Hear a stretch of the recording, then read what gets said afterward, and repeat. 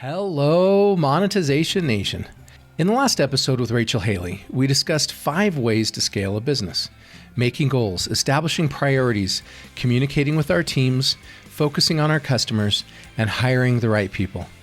In today's episode, we will continue our discussion on how to scale a business by going over how to delegate, how to hire the right employees, and a lesson we can learn from credibility marketing.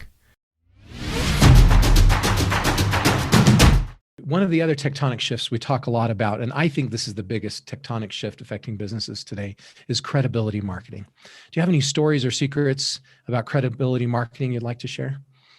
Yes. So as I mentioned earlier, that's the only way Claris Designs has really been able to survive, was loosely credibility marketing. It's really just through word of mouth and referral.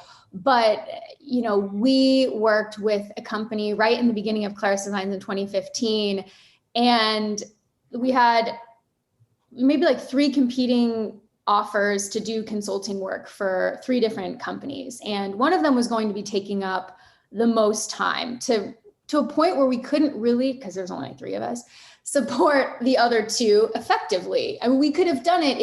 I would have known that our product would have been not as good as it could have been. And my co-founder was really pushing us to do all 3. And I said, I think for now, when we get started, what we really should do is just focus on building a really good product. And let's pick the number 1 most complicated project that we can take, and let's execute really well on that. And then in turn, I think that will pay dividends for us over the years. And I think this company, the one that we choose to engage with, will then pay it forward. And that to me was like the best decision I could have made, because we did a really good job. It was very hard. It was very complicated. We effectively lost money on the engagement. It was, very early on. However, the executive team was so pleased with the results that, they offered to do testimonials for us, introduce us to their other tech partners. And then from there, we were able to kind of create this platform of, hey, this is what we've done. These are the people that really benefited from us. And then it was like everyone was actually marketing for us. They were telling other people how great their experience was and bringing us into deals where they're saying, hey, we're selling this software, but they don't have a really good sales operations system yet. So in order for us to make the sale, we would need them to have these things in place. We hear that you did this really well for this other company. Can you come in and help us with this sale? And it grew from there. So focusing on a good product, servicing your customers well, I think will always be a winning combination. It worked really well for us. What are the steps of scaling a business? I think it depends obviously on your business model. I would say loosely though, in terms of scaling a business, I think it's like 1, set your goal first. Like, what are you trying to do? When you say scale, be really specific. Because the more specific you can be with your goal, then the less ambiguity there is in terms of executing that goal. So if it's like grow revenue, okay, great. How much do we want to grow revenue?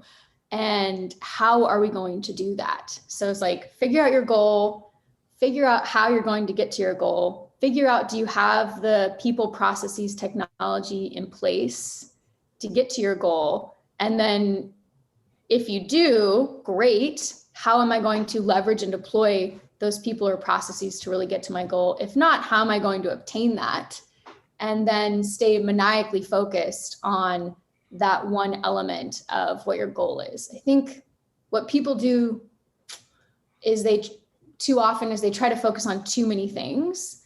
And then that creates, you don't do anything well, right? It's like the Warren Buffett quote where it's like, give me your list of the top 20 things you want to do in the next 5 years. Now cross off numbers 15 through 20, and that's your do not do list. I really live by that. So if you can just figure out one thing that you're trying to do, and then make sure that you're ruthlessly focused on that and maniacally focused on that, and anything that you're doing is really just helping you build or scale around that goal, then I think that usually leads to success. I can talk more specifically if you have a question around, we want to grow sales in the New York metro area by 20%. How do you do that? I can go into details, but if you don't have that goal, it's irrelevant how you do everything else. So kind of I like a love workout plan. I love that quote you said from Warren Buffett, where you prioritize your top 20 things, take your top 5 and focus on those, and take your other 15 and don't just not do them, but put them on your do not do list. So you keep yourself from getting distracted onto those 15 things. Yes, I think that's really important because I think in the quote, he says something like, the biggest threat to your number one goal or your top 3 goals is not necessarily a number 50 goal, but it's like your number 4 and 5. It's something that's just almost as important, but not quite as important. And so you really have to practice diligence and stay focused. Yes. I love it.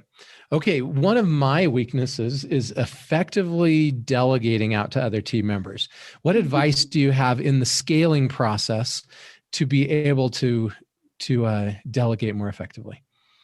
That's a great one. I think a lot of people struggle with that, and myself included, and everyone I've worked with, I think at some point or another has really struggled with delegation. The way that I have always thought about it is you want to make sure that at any point in time, you are working on things that only you can actually do yourself. And it's best for you to be doing them, meaning not necessarily what you want to be doing, but what is best for the business to grow and propel it forward, that you own this. So for example, a lot of the times with small startups, when there's a technical founder and he or she is also helping to sell the product, they'll be in every single sales call. And that's great because they built it. However, at some point or another, their time is probably better suited on figuring out how to continue to improve and scale that product from a technical perspective, and letting someone else with sales experience really drive those customer conversations. So one is figure out that. Everything else you should really delegate to someone else. The process of delegation is a little bit tricky. This is where people get stuck because it's so nice when you just own it all and you can do it and you know that it's getting done exactly the way that you want it to get done. I completely understand. However, it doesn't help you in the long run. It doesn't help with scalability.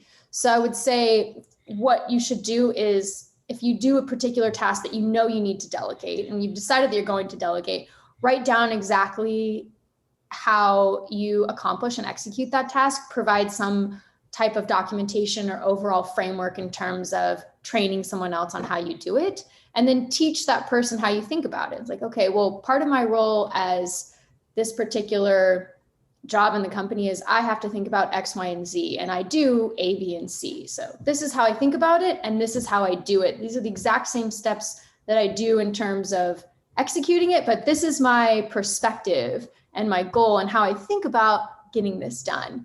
And then hopefully you can train someone to take it over, and you've hired someone who's smart and can grow and sort of make it their own, and then they can offload it from your plate.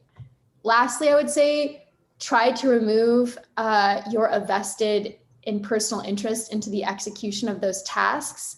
A lot of the times when people do a certain set of things and then they're delegating them, when they delegate them to someone else, they're thinking, well, I didn't do it in that exact way. So can you do it in the way that I did it? Because that would make me feel more comfortable because I used to own this process for 10 years or however long. And so I would say try to remove that expectation that this person is going to execute it exactly the way that you did. As long as they're getting the goal done and things are working well, you should remove that kind of anxiety and expectation of how it actually gets accomplished. I heard someone say that the best secret about being able to effectively delegate and scale your business is the 70% rule. And they basically said there's nobody you could hire that's going to do it exactly like you would do it and exactly as good as you think you can do it, right? Mm-hmm. But if you can step back and say, I'm okay with it being done 70% as well as I would have done, and a lot of times it's just my perception, because a lot of times those people will do better than I would have done, but right. They may not write that article exactly with the words that I would have used. But if I can step back and say 70% is okay, and let go of this 100% level that they have to get to doing it at 100% as well as I think I would have done, then you can scale. Then it's okay. Then you're not the bottleneck for the growth of your organization. Is there any truth in that statement? I think that's a really good perspective. I will say that sometimes it's actually the opposite. They do it at 120% of what you Yeah, that's right. So it's not I've even seen the like, same thing. right. So yeah, absolutely. I think if they can do it 70% as well as you could, or even 50% to some extent, depending on what the task is and how important it is. The goal is for you to completely work yourself out of a job, essentially, right? Because if the business can run without your involvement, I mean, that's really great. And you can work on truly strategic things if that's how you're always approaching the problem. So yes, I would absolutely agree that if someone can take over a particular role or project or task and they do it 70% as well as you can, then that's great. You should be able to live with that. Also, there's a possibility that, they can do it better than you can. So is this really a strength of yours? If it's a weakness, you should absolutely be delegating that, right? Hire for your weaknesses, not for your strengths. That's how I've always approached it. And so oftentimes they can have a better, more creative approach. It's happening to me the other day where I asked an analyst on my team to put together a particular document that we could share with a customer. And I had in my mind exactly how I would do it. And I was like, okay, she'll get it. She'll do that. And then she comes back and is like totally different, but it actually worked way better. It was a better articulated and clearer way of putting together the data and information. So I couldn't even actually have done it that well if I had tried myself. Yeah, and that's the idea. At least 70% of what we can do, but hopefully we find someone that can do a much better job than what we could do ourselves. So that's a great segue into the next question. How do we find the right people that will help us scale our company? That's a hard one. I don't know if I have that answer for you, actually, because I still struggle with that. I think to the best of your ability, right when you're trying to hire, first figure out exactly the role for which you're hiring. Try to be as detailed as you possibly can and figure out what is it exactly that we want this person to do, and what are their responsibilities going to be, and what does that person look like? And also, ideally, you'd have a framework for hirings, like a rubric or a skill set of like, okay, what do we value here? Do we value coachability? Do we value aptitude? Do we value overall attitude, et cetera? What skills do they have today? What skills can they learn down the road, et cetera? So figuring out what it is that you actually need is the first step. The second theory that I have always lived by is just hire smart people and let them do their jobs. I think that will still always hold to be true. So if you're hiring someone who's smart and has expertise in this particular area, you don't necessarily need to give them really good instructions. They'll just be able to handle it on their own. What are the most common mistakes that businesses and entrepreneurs make in scaling their businesses? The most common mistakes I see are ones we actually already discussed, which is great, but would be lack of delegation. I think that creates so many bottlenecks, and then companies just fall apart, in addition to not setting clear and concise goals and then maniacally focusing on them. So that will really eat you alive. Obviously, I'm biased and I want to say, if you don't have a great sales operations process, that will obviously be a scalability killer. But the truth is, not as much as the other two items that I mentioned. So having good operations and execution is great, but it doesn't really mean much if you have someone who can't delegate anything and you also have a team that isn't aligned on what the goals are and where they're marching. Sure. You do a lot with sales operations specifically, like you just said. What strategies or advice do you have for developing an effective sales strategy? I would say, number one, understand your customer base as well as you can. Figure out exactly who it is that's buying your product, why they buy your product, and develop a really good story and understanding around that. So if your product is something that's sold to, Fortune 500 companies and it takes 9 months, that's a very different strategy that you'll develop than a company who is, B2C or even selling to small to mid-sized companies and the sales cycle takes, 1 to 2 months. So really understand the value that your product provides to these customers and what they're getting from it. Learn from them as well as you can, and then build your strategy around how they're effectively using your product and the value that it provides, as opposed to just feature selling, I would say. For example, like we are a platform, a holistic solution to solve X, Y, and Z versus we have really great dashboards or this really good feature. You talked earlier in the interview about your customer retention, and you've done a really good job of keeping customers on for 6 years.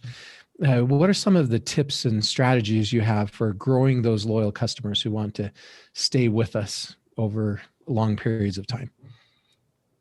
Listen, I'd say is the number one element. So if you're building a business where you have you're focusing on building a really good product, right? You have a really good team internally and you're building a really good product, a lot of things naturally fall into place. With your customers specifically, they have really good insight generally in terms of feedback for you on what works well, what doesn't work well, what they would like to see, what they think is not necessary, etc. So, you want to avoid having the tail wag the dog to the best of your ability. However, with that said, they're generally pretty insightful because they're the ones that are actually using your product. As the creator, you think you understand how people are going to be using it, but you're not always the recipient of the product you're building. Not always, right? And so they can give you a perspective that you can't generate yourself. So if you listen to that and incorporate it to the best of your ability, I think that usually ends up with a really happy, satisfied customer. Deliver on the things that you're going to deliver on. So if you have a 24-hour SLA for all bugs that are logged, make sure that you follow up on that. Or if you promise a feature to be released by a certain date, make sure that it's released by a certain date. Or if you just, if they have a complaint and it's something that is legitimate, sit there and listen and to the best of your ability, say, okay, well, we apologize. Can we offer you a refund? Like really work with them because again, they will really be able to make or break your company long-term. Thank you so much, Rachel, for sharing your stories and insights with us today. Here's some of my key takeaways from this episode. Number 1, scaling a business requires delegation.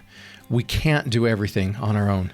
Number 2, to help with delegating, we can write down exactly what it takes to accomplish the task and create a guide for how to do that task. Number 3, when delegating, we should remove personal interests in the execution of those tasks. We should focus on the output rather than focusing on their methods. Number 4, when hiring, the first thing we need to do is determine exactly what we need. Number 5, when hiring, we should look for people who are smart and have expertise.